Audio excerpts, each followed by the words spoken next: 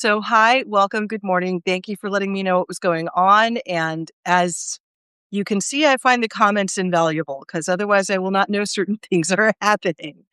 I'm Diana Rachel. I am the voice behind The Spirited Witch, Practical Living for Spooky People. And I am also the author of Hex Twisting and Urban Magic. I run these weekly community tarot lives because it's sort of like back around 2010, I decided to do a little campaign to de-narcify Facebook.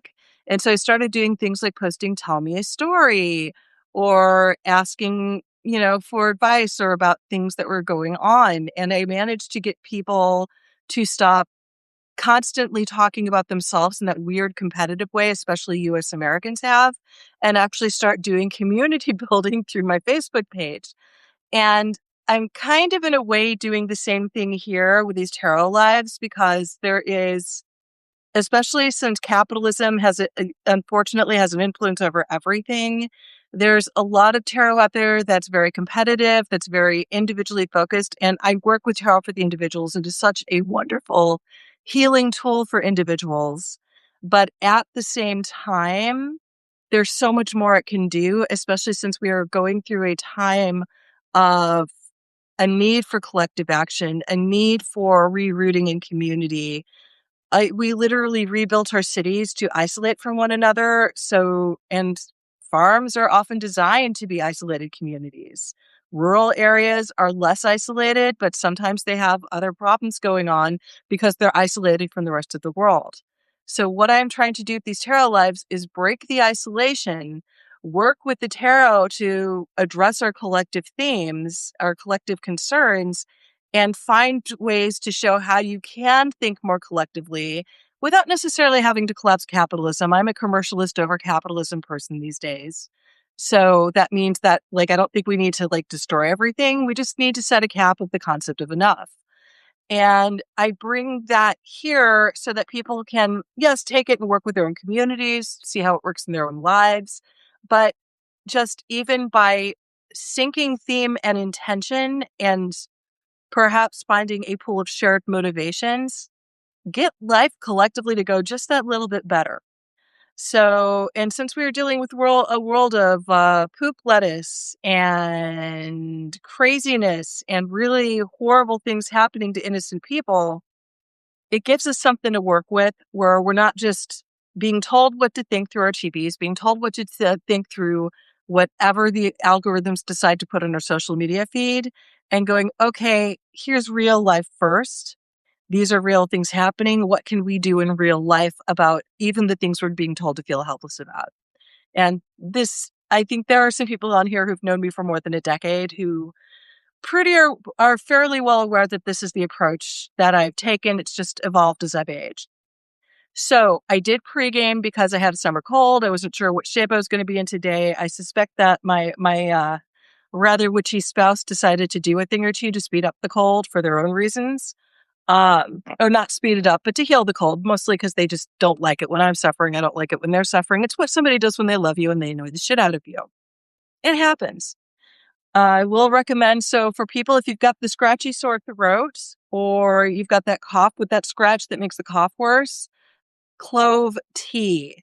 The throat coat is great, but if you really want to have that coughing stop because of an itch, like getting the clove off your spice rack, I unfortunately put way too much in the Mullen blend that I had. But even clove by itself, or even clove, like if you're making yourself coffee in the morning, putting clove in the coffee filter with the coffee grounds will actually help with your throat and with the back of your stuff. So just something I want to share because it's still incredibly useful to this day. So coming in with the pregame, the card I got. So after I said all of that, just bought some fresh perfect. So is 5 of fire inverted, the struggle inverted. Now, typically, I'm starting to think I should bring a Rider-Waite deck to this because I think sometimes there's nuanced meanings between different decks, and the nuance between the typical Rider-Waite Coleman Smith and the Tarot of the Spirit's really interesting because this one's this is the spiritual struggle, the inner fire. It's basically signaling to rest.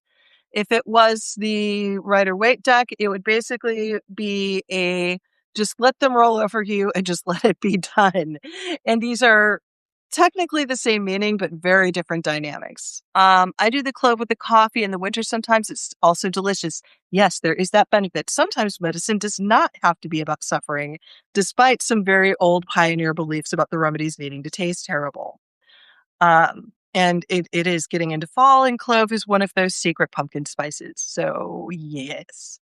So, we're looking at the struggle inverted. We are between a solar and lunar eclipse. And since I went on a bit of a writing jag yesterday, and one of the things I noticed, because I've been getting more into astrological alignment, I'm not an astrologer. I will never be as into it as a lot of people are. Can't rest, can't let roll over. So, exactly. So we're going to have to find a different way, right? So here's what I am looking at is I think it's just trying to get people to take a day off. And here's why. Is one of the things I was looking at is we are between a lunar and solar eclipse this month. So there's a lunar eclipse on Friday. And what's interesting about Friday, okay, so Friday is already a day associated with Venus / Aphrodite or Freya. Freya, not as much, but Venus, Aphrodite are technically ocean goddesses. They're water goddesses.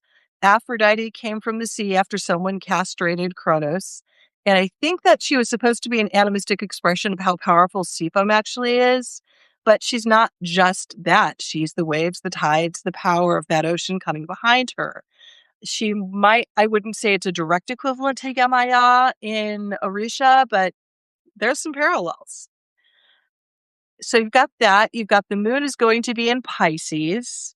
And so the eclipse is going to be in Pisces. Now we talk about how Pisces is where Christianity came from, and we're waiting for the age of Aquarius, and Pisces does tend to be very equivalent to Aquarius, where it's a lot of deep, world-changing ideas or deep traditions and really, really deep, unmitigated emotions. So that's a lot of water energy on a day associated with the water goddess. And in the US, it's going to be the sturgeon moon, which is considered the time that fishing for sturgeon was most optimal by, I think it was the Algonquin. I've got to get better about learning the native history around here. I really do.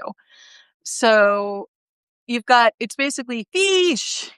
Fish are also very close to universally associated with abundance, with ability to eat, with ability to have food. And I know that there's that adage about teach a man to fish for a day. Well, that's fine unless the fish ain't biting or unless something came and took the fish. So again, a lot of people like to go back to that as this is why we don't need to help the poor. When in fact, well, if you're taking the fish, everybody's got a problem. And again, and it comes back to this thing about the struggle inverted is where are we missing the point? Where are we going, okay, this has always been this way, or this is what we've always been saying, but what are we unknowingly or potentially even willfully ignoring that is part of the problem that needs to be addressed?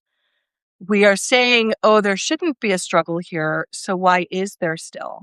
So one way I'm seeing this play out in my community is so I am in a particular Facebook group called Nosy Asses of Kalamazoo, which sometimes is hilarious, sometimes it's very cringeworthy, and it makes me a little afraid of my neighbors, I'll be honest. But there's a couple of very well-meaning Christian women that are trying to bring up the unhoused issue in Kalamazoo. The city I'm living in is only 70,000 people, and it has a disproportionate number of unhoused people. It's very strange, really. Like, there are days in San Francisco I saw less unhoused people than I see around here some days. And not all of them are unhoused. Some of them are doing the panhandling because they're like low employability, but they do have a home. And depending, like, I have more or less of a problem depending on how they go about that. So what we are seeing is people going, hey, this is a problem. What we've always been doing isn't working. Can we try something else? And they're getting a lot of the adages back. Oh, they're just addicts. Well, even if you're an addict, why does that mean you don't deserve help? You know, Yes, especially since a lot of people who ended up addicted to something, especially when it comes to, like, the pain pills, that kinda thing, it was through massive medical error and medical arrogance. It's usually not these people's fault to begin with. Or it's well, they're mentally ill. Why does that make them have so little value that they shouldn't have help? Having a mental illness does not mean you are impossible to help. It means you have more challenges to help. And looking at these things because, there are countries where, hey, if we give people housing without judgment, we have less problems beyond just unhoused. Like they're housed, other problems go away with that. And it's not because it's behind closed doors, it's because they're getting appropriate support.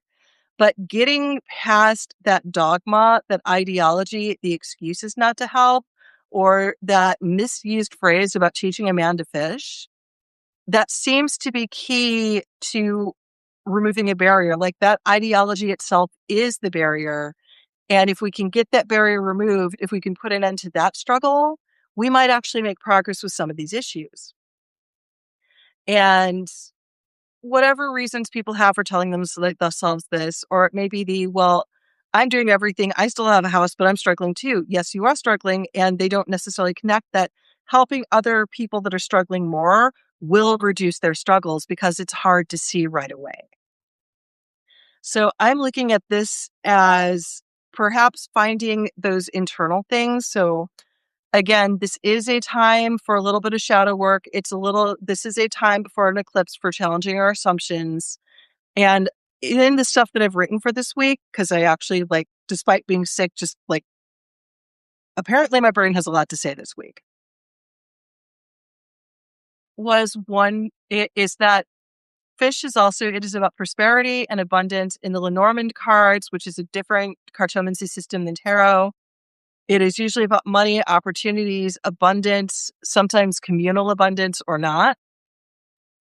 And so it's a good time to do our shadow work around money, around shared money, around community money, around the way we feel about the way we see wealth distributed.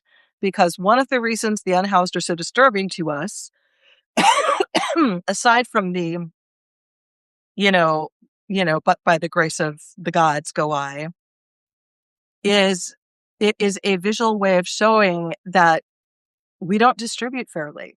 It is a way of showing that working hard, especially since there are a lot of unhoused people that do have jobs, that do have insurance, that do show up every day for the work, even if they're sleeping in their cars or sleeping in a tent or in a makeshift cardboard box like they used to do in the 90s.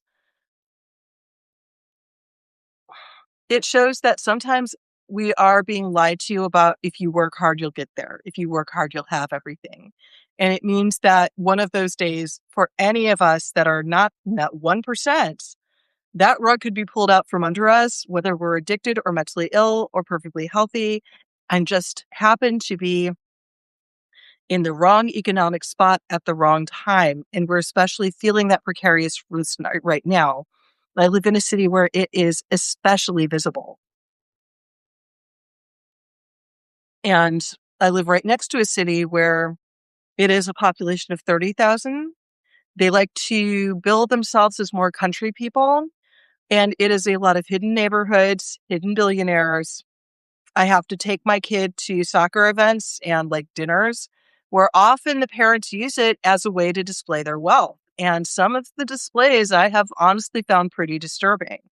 Sorry, but if you're doing a team dinner, you don't need a goddamn bouncy castle and slide. You don't need to be renting this stuff. What are you doing? And that's one of the milder ways I've been seeing this. So again, it's not just the disparity, but it's almost the celebration of the disparity. There is pride and ego and personal identity being put behind the money instead of stepping back from that and going, right, but what is the money really getting me? And what problems for myself could I solve by putting that energy into even just a tiny percentage of helping solve the problems for people who are in a position where they can't solve them at all or can only solve them minimally. So when we're looking at that struggle inverted, perhaps what we're looking for is looking around at who's not struggling and asking why, not assessing whether or not they deserve to. There are ethical, wealthy people out there, not billionaires, but ethical, wealthy people out there. And so standing back and going, okay, if you're not struggling, how are you using that privilege? Who are you using that privilege for? Are you using that privilege? And just taking a look and assessing, and also asking, if you are using this to assist in some way, what are you putting that money into? There's a big difference between somebody who's pouring money into a megachurch and someone who's pouring money into Habitat for Humanity. Big difference, significant difference. So these are some of the thoughts I have about it, but I also think it is asking us to take a day off too, because one of the things about eclipses is that they tend to bring in some very final things that take a lot to process. Like just last week, a good friend of mine passed away, mostly unexpectedly. And usually, right after solar eclipse, someone I care about dies. This is part of the deal. With lunar eclipses, you see relationship changes, you see organizations break down. In some ways, it can be kind of like a mini Mercury retrograde. And I may or may not tell the story of how I was going to do retail 2 weeks ago, and now I'm not, but that's a story for another time. But there is some of that lunar eclipse, not everything has been dragged out into the open yet feeling. And so right now, I think the advice is observe, see who is and isn't struggling. And this is not the week to be putting more or new efforts into things. It is waiting for things to be cleared away. Because after the lunar eclipse, we tend to have a whole lot of clarity, and we're going to have a good 6 to 8 weeks before the next Mercury retrograde. So we will need to deal with things as they are. That's what I've got for you, folks. Thank you so much for the participation and showing up. Stay magical. I will see y'all next week, hopefully with a less scratchy throat. And I'll be jumping over to the Patreon for my Patreon members, so I will see you over there soon. Thank you so much.